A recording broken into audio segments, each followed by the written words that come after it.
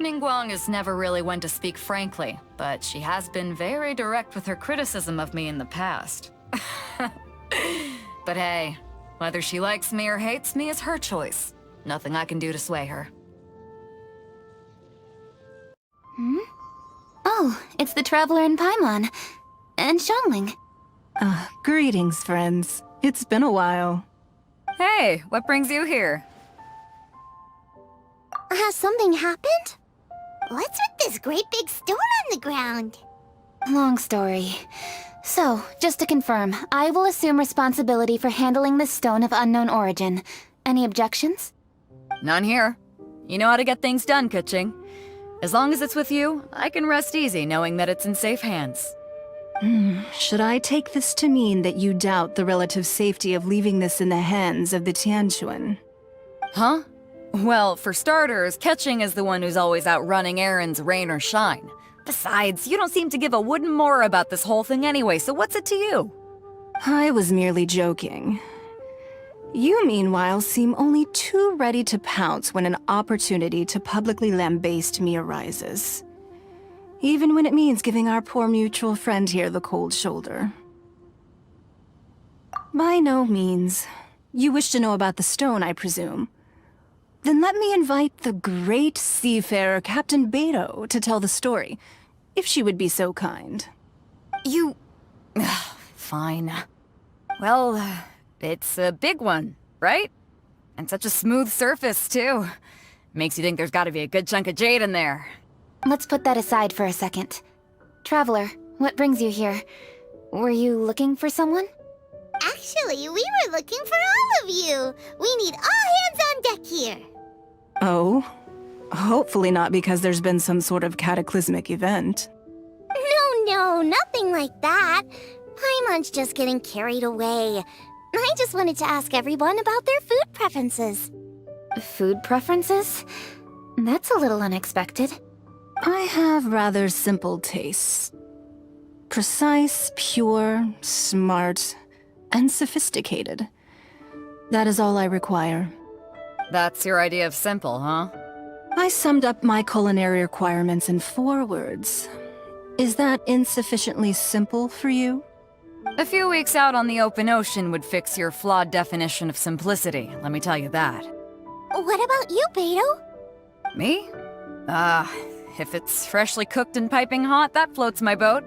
If it's got a little chili pepper in there too, I'm one very happy captain. Paimon thought you would have said bar food. Oh, bar food works too. Sincerely, Beidou, you misunderstand me. I have many simple pleasures. I take a stroll through Yujing Terrace and one down by the harbor every single day. Huh. Well, everyone has their way of procrastinating, I guess. That's the exact opposite of Ningguang's tastes. Oh, sure is. Beidou's tastes are pretty similar to mine and Xiangling's. Ugh, Ningguang. I am sick of hearing that name.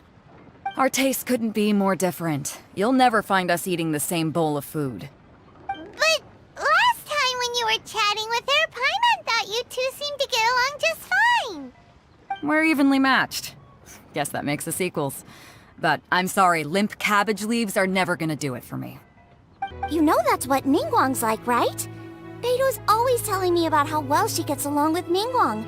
They even play chess aboard her ship sometimes. So you see, Ningguang's kind of bold in that she doesn't let her identity and reputation get in the way of her ability to have a good time. You could take a leaf out of her book. Outside of work, it's time to let go and relax. A great many things are still unaccounted for. The new Jade Chamber is missing many of the contents held by its predecessor. All the literature, furniture, and ornaments I had collected followed the original Jade Chamber to its watery grave. Most of it was destroyed in the process, and the small handful of items that survived intact are strewn across the water's surface. Reclaiming them is taxing work.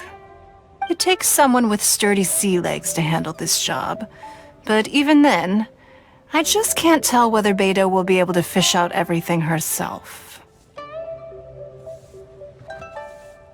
Wait, so you made Beidou go and fish your stuff out of the sea for you? To claim that I made her do anything would be imprecise. We reached a mutually beneficial agreement, as is always the case in our dealings.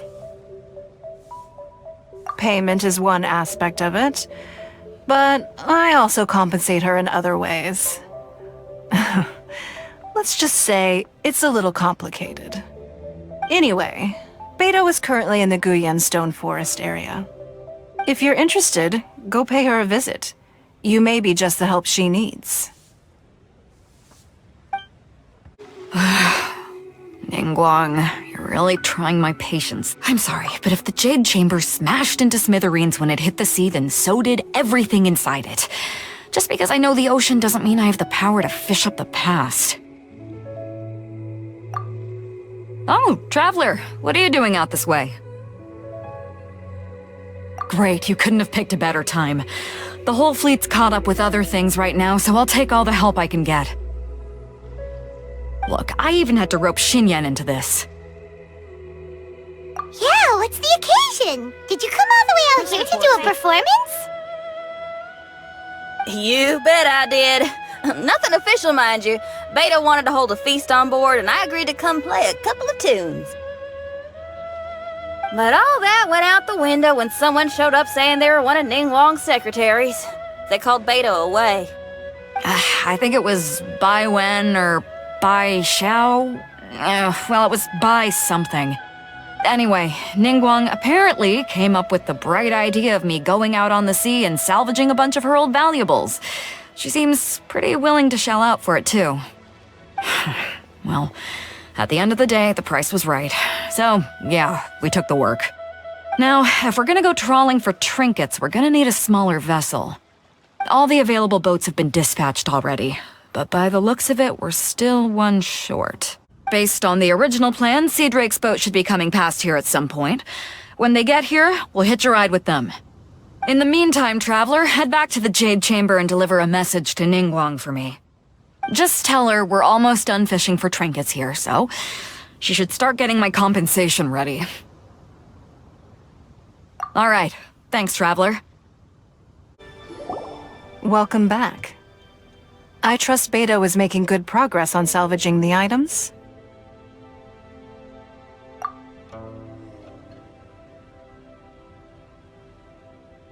Treasure hoarders. I see. Yes, I can imagine that must have been rather irksome. It sounds like you scared them off on this occasion, but it won't end there. They are not the type to forgive and forget. You needn't concern yourself with them any further, though. Leave them to Beidou. She is well-versed in handling treasure hoarders. I will be sure to make preparations for her compensation. I also owe you my thanks for coming all this way to deliver Beidou's message. Here, please take this as a token of my appreciation. Now, please excuse me. I have other business that demands my attention. I wish you a fun-filled festival. Traveler, Paimon? Ningguang had her personal tailor make it for me. Said it's an imported style. Well, do you like it? Wow, it's beautiful! It's time. Traveler, please enjoy the grand finale of this year's Lantern Rite. The fireworks show.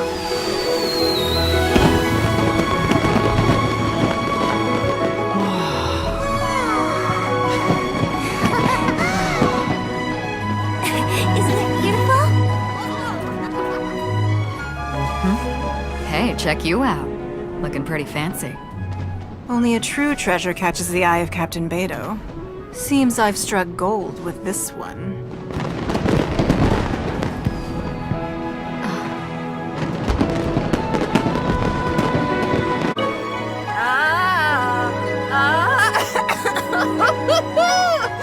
That party was a real blast. You know you had a good time when you ended up singing a little too hard and straining your voice. Seems I've caused you all sorts of trouble. Sorry it's been so tough on you. Nah, are you kidding me? I got to go out on the ocean with you and celebrate the festival with y'all. Couldn't have asked for more. best lantern ride ever! I was gonna ask, though, now that your crew is all back home with their families, aren't you gonna get bored on your own? Not a chance. Just yesterday I got an invitation to play some chess. Said I can head up for a game whenever I'm down to play. Head up? Oh, right. You mean to the Jade Chamber. Moving on. When you're feeling better, we should grab some food together. Lantern Rite only comes once a year, and I, for one, intend to make the most of it.